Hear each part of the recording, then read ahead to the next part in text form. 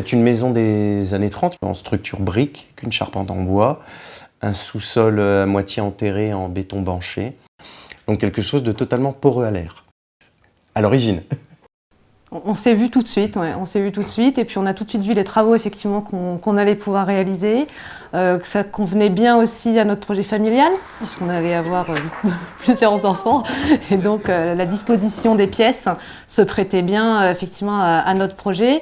Alors pour notre aîné, donc, qui avait 2 ans au moment de l'achat de la maison et donc du début des travaux, tout de suite quand on lui a montré la maison, il a trouvé ça très excitant, la perspective du changement. Vraiment, il était très content à chaque fois de venir visiter le chantier, de voir l'avancée des travaux, de voir son papa à la manœuvre aussi. On voulait une maison à rénover, c'était vraiment notre objectif. Donc pas de maison trop récente, pas de maison des années 2000, enfin voilà, on voulait une vieille maison avec des travaux à faire pour déjà se l'approprier, qu'elle nous ressemble, la personnaliser, et aussi pour mettre en œuvre nos ambitions énergétiques, écologiques, les transposer dans cette maison. On avait déjà ce goût pour l'écologie, pour l'environnement, pour le développement durable d'une façon générale. On faisait du compost, on faisait attention effectivement au quotidien, à veiller à ce qu'il n'y ait pas trop d'appareils qui fonctionnent. Plein de petites attentions comme ça qui font qu'on était déjà sensibilisés et qu'on avait envie de poursuivre. Et avec l'achat d'une maison et une rénovation, on pouvait vraiment complètement aller plus loin en fait encore dans cette façon de voir les choses et de vivre au quotidien. Et donc je m'étais beaucoup renseigné sur internet, tous les organismes qui effectivement parlent qui traitent de ces problématiques et qui étaient susceptibles de nous apporter des informations.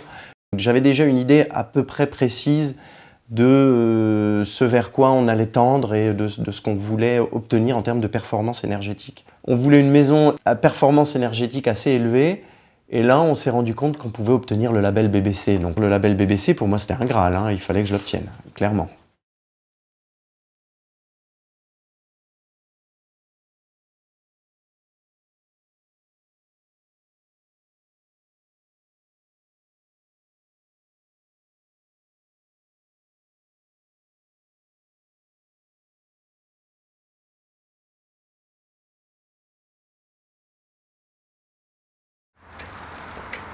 La maison, auparavant, elle était branchée à l'électricité pour le chauffage. Donc on a fait venir, nous, le gaz, puisqu'on a un double système, un système mixte de poêle à bois et chauffage au gaz, chaudière à condensation. Donc Gaz de Strasbourg avait fait une estimation sur la base de la consommation moyenne du quartier pour une maison de cette superficie avec une famille de 4 personnes. Et lorsqu'on a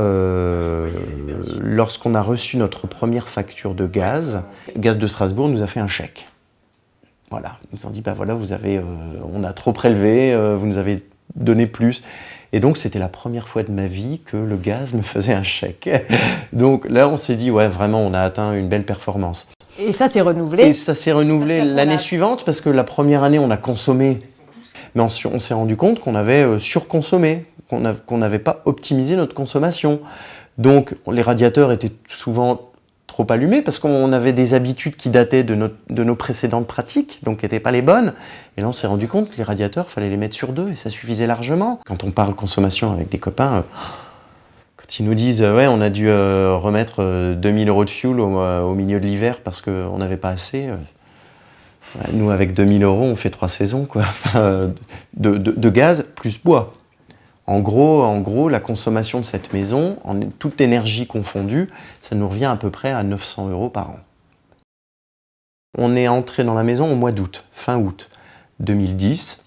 Très tôt, dès le début septembre, il a fait froid dehors. Et en Alsace, quand il fait froid, il fait froid. On a mis le chauffage très tard, cette année-là. On l'a branché seulement, je crois, fin octobre, début novembre. Là où tous les autres de nos amis des voisinages avaient déjà branché le chauffage depuis longtemps.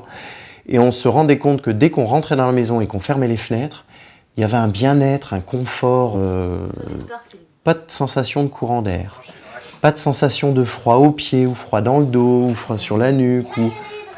Non, on n'a pas cette sensation-là dans la maison. Alors le feedback de nos clients qui ont mis en place une isolation thermique.